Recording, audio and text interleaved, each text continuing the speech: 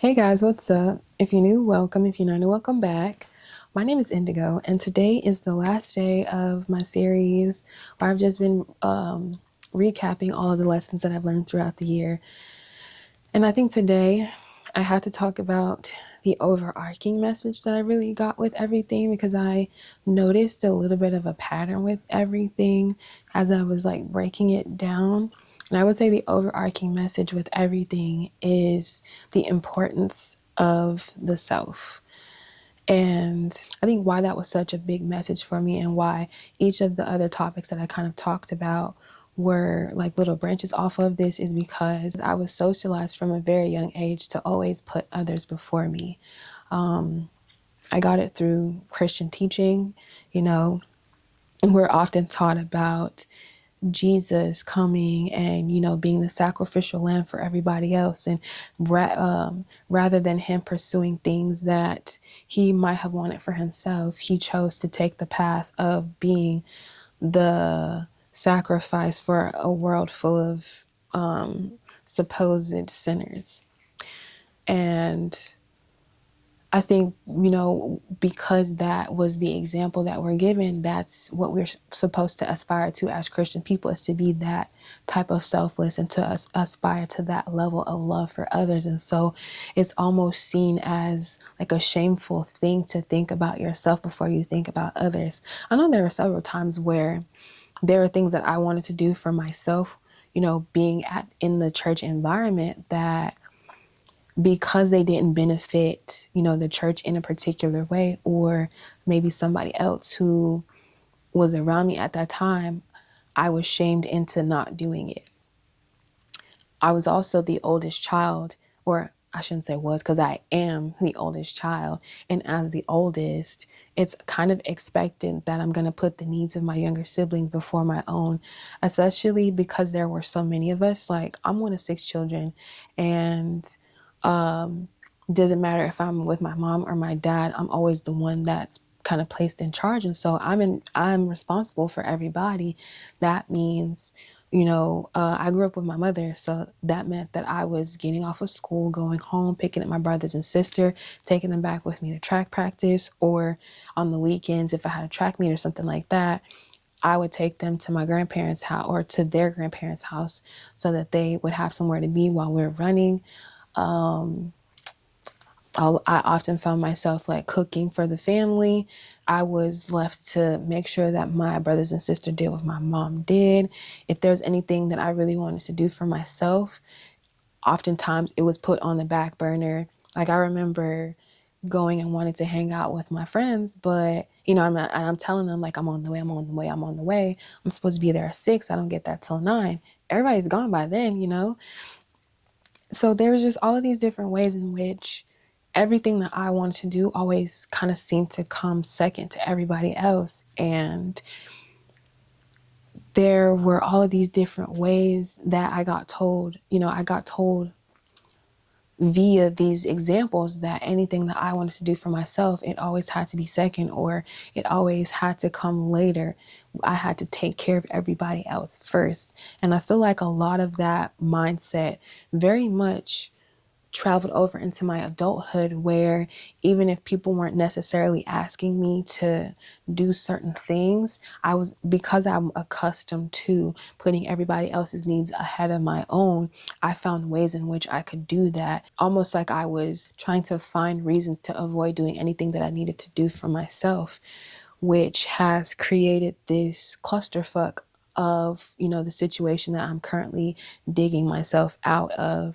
When it finally really started to click for me that I continually put others before me is I remember being with my mom and taking care of her and wanting so badly to be out of the situation, getting out of the situation, and rather than me walking away, walking away from it like I felt like I could finally do, I followed after her and got myself in an even bigger hole. But again, I was chasing that familiarity, and I think that's really what it is, and that's the reason why it's taken me so long to like get to this point. Is it's so easy to put it became easier to put everybody else's needs ahead of my own because it's what I know. And it's quite scary to choose myself, especially when based on the actions and what I was asked to do coming up, it seemed like nobody was choosing me.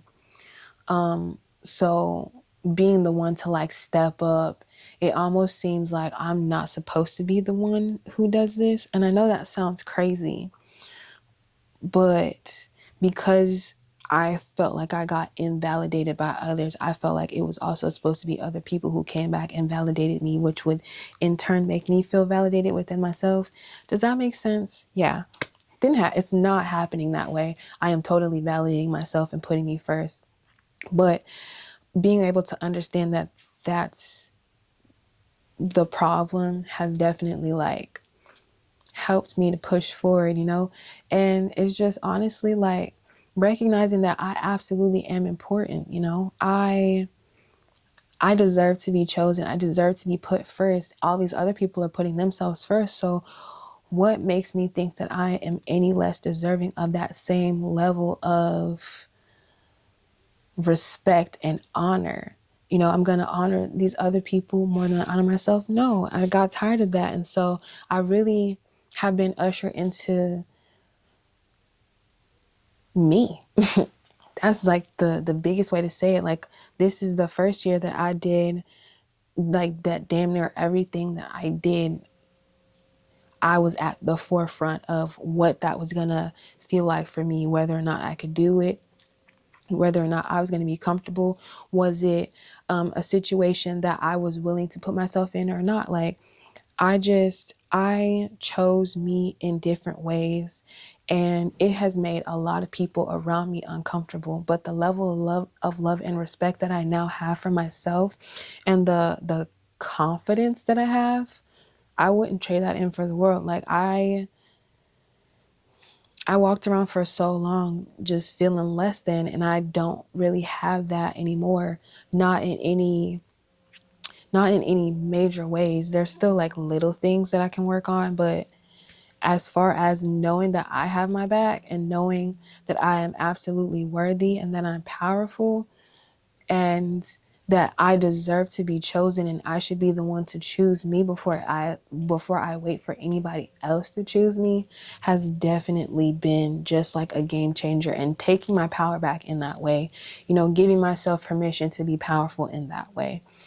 I feel like so often we are asked to bring ourselves down in our mindset and how we think about, you know, the ways in which we're going to show up.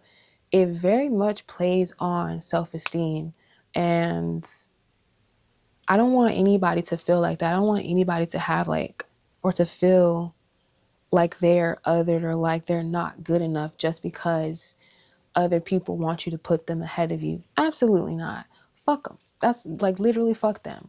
Choose you, do what you need to do for you every time.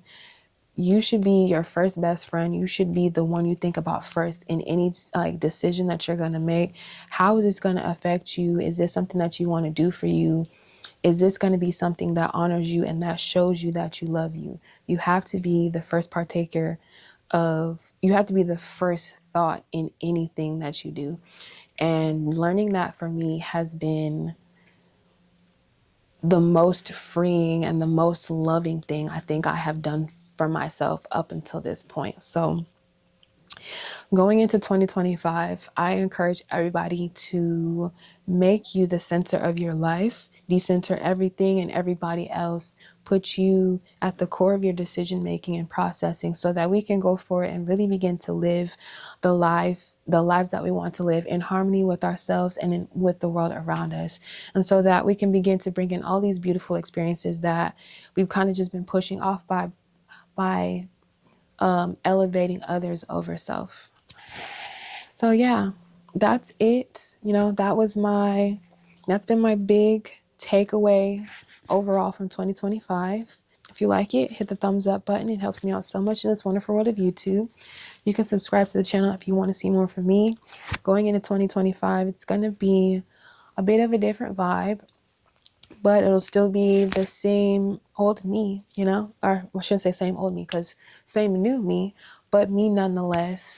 But I'm gonna get a little bit more creative than I feel like I've ever been, and it might get a little cringy, but I'm doing that to explore me and figure out what it is that I like. So I ask you guys to just bear with me while I get my bearings. And hopefully that's like why you're here. You're here to enjoy the ride and to see, you know, how I evolve and how I can help you evolve as well. So just be on the lookout for that coming in 2025. You can also follow me on my social media. That is definitely going to be something that I will be taking more serious in the year to come. And check my business out. I'll have that link down below as well. Yeah, that is all the things. I am sending out so much love, so much light, so much positive energy, and so many, like, I'm wishing so many blessings for you in this new coming year. May these energies vibe with you very well, and may you be able to ascend to new levels that you never experienced before. Yeah, I hope you all have a wonderful rest of your day or night whenever you choose to watch this, and I will see you guys next year. Peace.